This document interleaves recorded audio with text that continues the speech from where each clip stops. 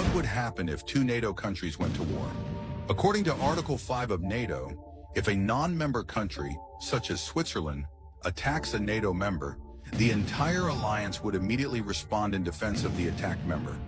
But what if the conflict occurs between two NATO countries, like Turkey and Greece?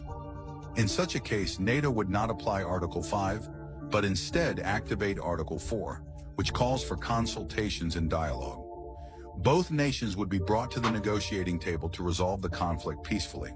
However, if diplomacy fails and tensions continue to rise, NATO might deploy peacekeeping forces to prevent the conflict from escalating further.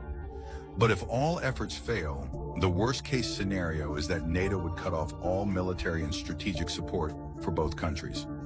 At that point, the two nations would have to resolve the conflict on their own, an outcome NATO strives to avoid at all costs.